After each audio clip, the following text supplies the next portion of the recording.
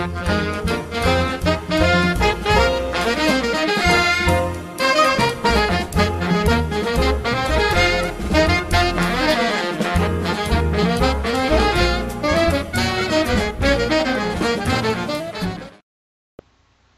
everybody, how are you doing? This is David Carreño and this is part 3 of our video series on the power of words and affirmations. If you haven't seen the other 2 parts, please do so you can clearly follow along. Now I'm sure you were expecting to see my face up against a wrinkly blue background, but I wanted to show you some pictures and bring you some proof of what we are doing here. So we're going to do things a little differently this time.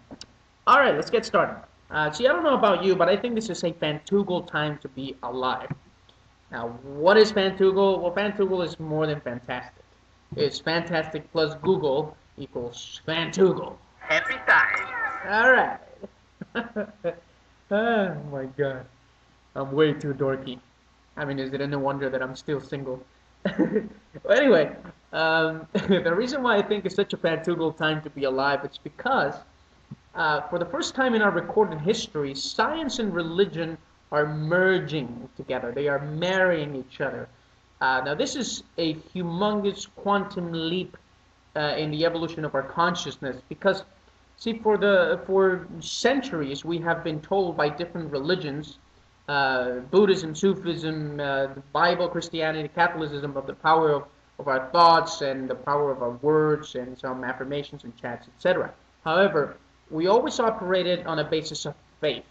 I will take your word for it. We were never able to actually prove that it mattered, that it had a physical repercussion in our environment, until now with the advancements of quantum physics and technology. We can literally see our physical world changing because of our thoughts and our words.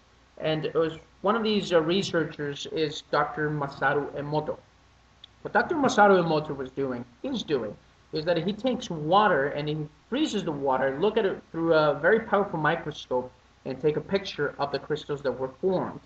Now, what he discovered through his research is that the crystals that were forming in the water were changing when specific concentrated thoughts were directed towards them.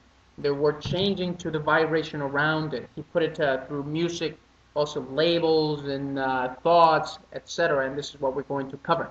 Now, as you are looking through this presentation, kind of keep in the back of your mind, back of your head, how you express about yourself and the changes that your body is producing because of this. Now, why Dr. Masaru Emoto's work is so important is because of this. We've always been taught that our bodies are 75% water. Well, many experts now agree that we're actually 75 to 98% water. 75, 95, who cares? The point is that the majority of our body is composed of water. And I mean, it makes a lot of sense to me because water is a perfect conduit for energy. And energy is what permeates everything, is what we are. Now, in his experiments, he was taking water, and as I told you, would freeze the water. And this is an example of a water, unpolluted water, and as you can see, forms a beautiful crystal, symmetric, harmonic, beautiful. He would take some water and put it in a container, and he would wrap a word around the container. Now, keep in mind, this is just a word wrapped around a container, not even a spoken word. This is the word thank you, by the way, and these are the crystals that were formed in different languages.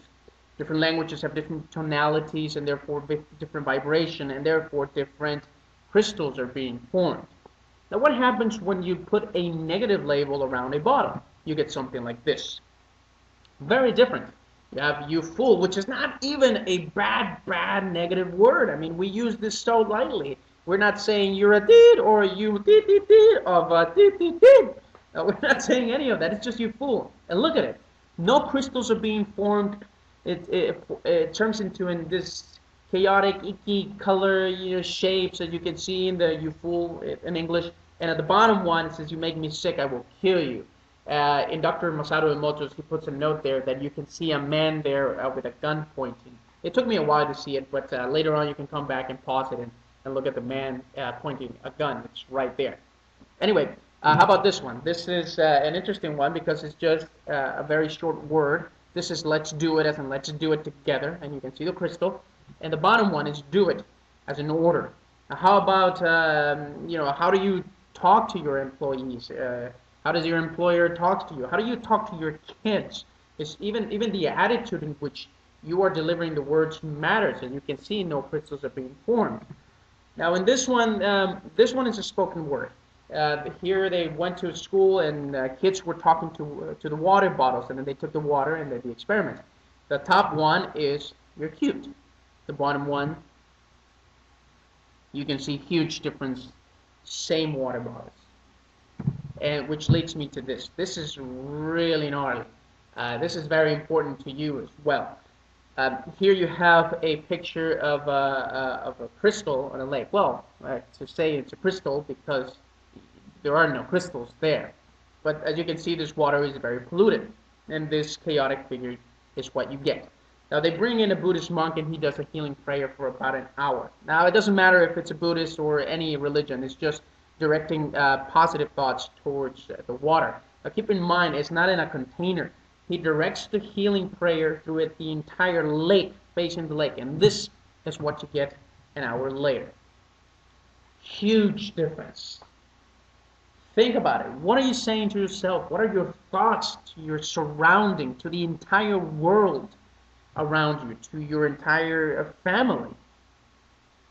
Now this one is the one that blew my socks off.